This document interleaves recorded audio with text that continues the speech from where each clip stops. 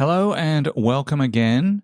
I very much appreciate you guys stopping by. You are, of course, listening to Choose to Endure, the show dedicated to the back of the pack runners, where we share stories, interviews, gear, and training tips specific to the tail end heroes of the Ultra universe. My name is Richard Gleave. I have been running Ultras now since 2017. I've taken on and finished numerous ultra distances all the way up through 220 miles at the moment, and I am unashamedly a member of the back of the pack, just like many of you guys out there. When I first started running races, budgeting for the full race weekend really wasn't something that I had thought a whole lot about. I, like you, was probably more focused on the training, making sure my gear was right, looking through the race, checking off where the aid stations were, and really just making sure I got to the start line in one piece. But as I got more into the sport, I quickly realized just how much time and money can come into play, especially for those bigger races or those races that are a lot further from wherever it is that you live. In fact, it's become a pretty big factor in how I choose races and what I can or can't do from a logistical perspective. So today, we're tackling the topic of budgeting for race weekends, from camping versus hotels to meal planning and other creative ways that you might be able to save and stretch your dollar. So whether you're planning for your first race weekend or you're looking for any kind of tips really to make your next one more affordable, I've got you covered. As ever, I'll also share some personal stories and lessons that, I've learned over the years. So stick with me. We'll get right into it after this. Discover raw, inspiring stories from runners who've been right where you are. This is the Choose to Endure Ultra Running Podcast with your host. He's English, not Australian. Richard Gleave. Okay, so the first major decision for any given race weekend from a budgeting perspective is where are you going to stay before and after a race. Your options, I have found anyway, will typically boil down to either camping on the front or back end, or maybe booking a hotel or motel. And I think both can have their pros and cons. For camping, that is by far the most budget-friendly option, especially if the race offers free or subsidized camping costs at the start or even at the finish line. It also gives you the added convenience of being close to the race venue. It's cheap, it's right there on top of the action, and usually when there's camping involved at the start and finish line, there's a great community vibe in the build-up to and the finish of whatever event you're at. On the con side, though, camping, depending on your comfort level, may end up being less comfortable, especially if your mattress breaks or you get some very unpredictable weather. And of course, the amenities in some of these places, state parks or wherever you are camping, may not always be up to scratch. So you're leaving yourself a little bit open, unless you do your research ahead of time, to whatever is there at the campsite. You're kind of at that mercy. For one race, I'll give you a great example. I camped out at the start line with a group of other runners in amongst bison, and they were just roaming around. That wasn't the biggest challenge for me at that particular race, though. It was really, really cold that night. It was actually quite warm in the day, and then it got super cold and really windy at night. So my tent was buffeting around. I didn't have the right gear because it wasn't expected to get that cold, and I had an absolutely miserable night the night before a race, which obviously isn't ideal. Having said that, though, the camaraderie around that campsite that we were at and the savings that I made against going to a hotel and then having to drive in the morning, because I was right there by the start line, basically, totally made it worth it from that perspective. And of course, as I said, I didn't have to worry about driving in the dark through unfamiliar roads to the start of the race in the morning. So pros and cons. You might also choose a hotel, and that is obviously going to be more comfortable, standard amenities that you can rely on, especially a breakfast. Most hotels offer a free, at least continental breakfast for you to take advantage of if they start the breakfast early enough to where you can get out and still get to your start line. The comfort of a hotel can be a big advantage, especially if you're traveling really far. And of course, you're going to get a good night's sleep before the race, which in some instances is really crucial, especially if you're going on one of these multi-day races. Getting a good night's sleep before you kick off on a 3 or 4 night run is really crucial. It's also great for families if you're traveling in a family group or with other runners. You can still have that community feel even in a hotel. On the flip side of hotels, though, obviously they're a lot more expensive than camp venues, or at least they can be, depending on which hotel you pick. And they're often relatively far from the race venue. You've still got to, like I was saying before, get up and drive to the start line, usually at night. Maybe it's dark. Maybe you're unfamiliar with where you're going, especially if the weather's bad, if it's icy or really cold. There's cons to staying in a hotel. I mean, I have stayed in hotels for bigger races, especially like 100 milers.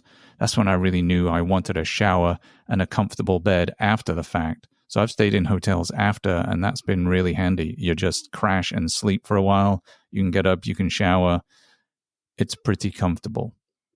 And if you're really interested in the hotel option, you might consider, in order to save money, maybe you can split the cost with friends or other runners if you get a double occupancy space. So there might be ways to do hotels as well.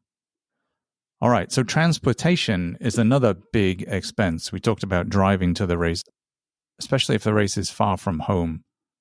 So here are some tips to cut costs. It's really easy a lot of times to carpool with other runners if other people are going from your location.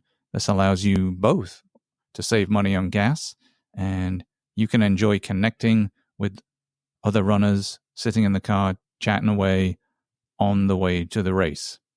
Another option might be to use public transport or shuttles if they're available.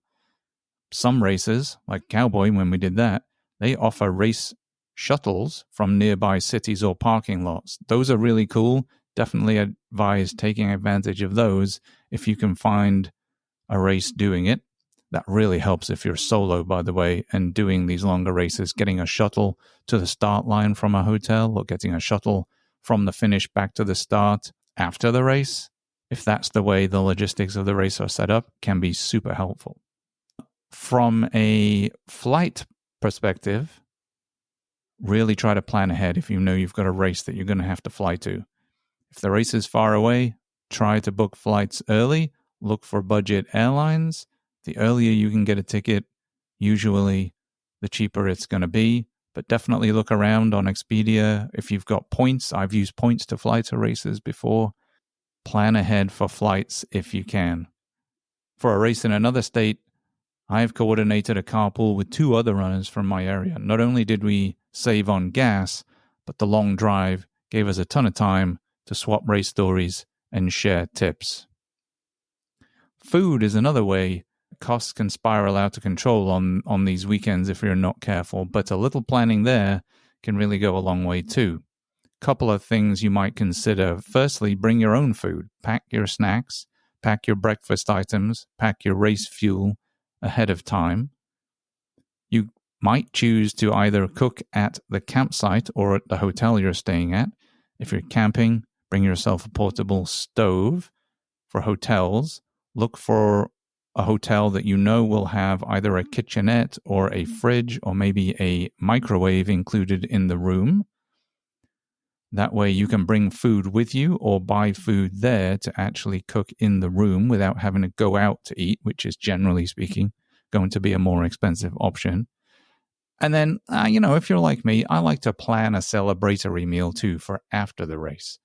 You can do that without overspending. For example, at a recent race, pre-race, I packed those instant oatmeal packets for breakfast, which are easy. You just boil some water. Usually you can do that in the hotel room and add them in.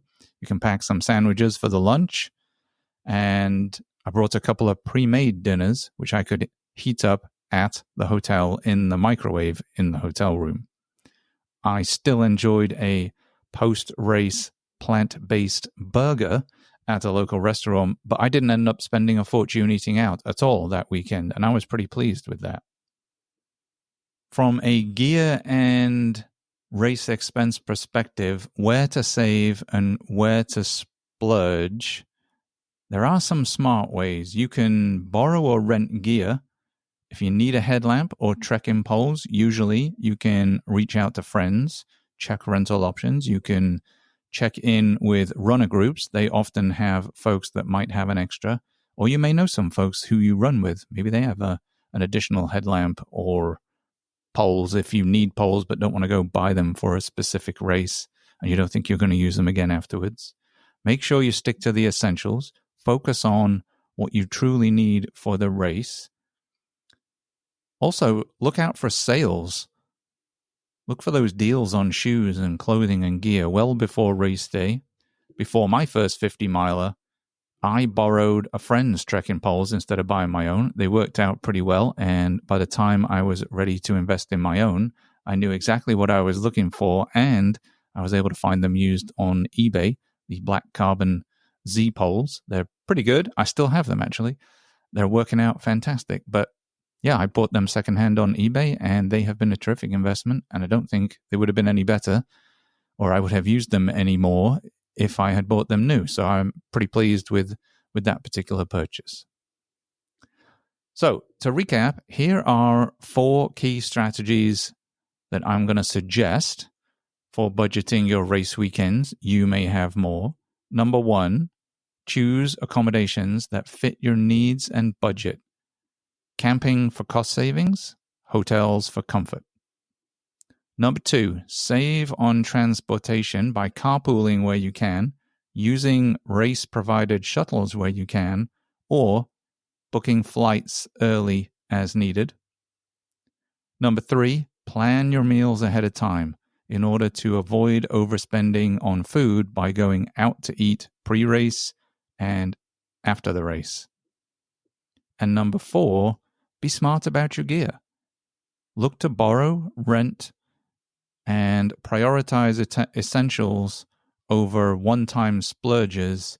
If you know you need something for a race and you don't have it, or you don't want to buy something new, find someone either before the race or even at the race in some cases where they have shops set up that are going to sell items at the race location itself. You may be able to prioritize your essentials in order to not splurge.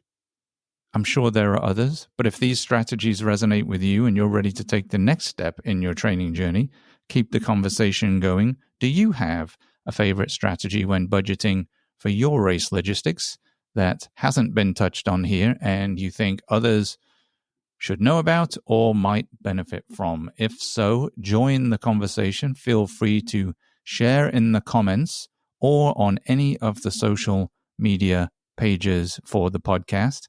As the old saying goes, 2 heads are better than 1, right? While you're out browsing the internet, don't forget to subscribe to the show as well. That way you get notified every time a new episode drops. If you haven't had a moment to do so yet, please also consider hitting follow, maybe even rate the show, leave a review if you're getting something of value, and that way you're letting others know. That would mean the world to me, and your support helps grow the podcast, helps connect more runners to this pretty awesome community, and spreads the word to those who could benefit from the information that we're sharing here. You can find us on Instagram and Facebook at Choose to Endure, or if you choose, visit us anytime at choosetoendure.com, where we have a fantastic blog going as well. By the way, if you'd like to contribute to the blog, reach out to me. I'm always looking for interesting new articles to add on the site, and as a bonus, you get highlighted. I would love to hear from you, whether it's just to say hello, to suggest a topic, or maybe even to suggest a story. You can email me directly at info@choosetoendure.com. Interacting with listeners just like you is one of my favorite parts of doing the show, and I would love to hear what you have to say. So until next time, run long, run strong, keep your budget, and keep choosing to endure.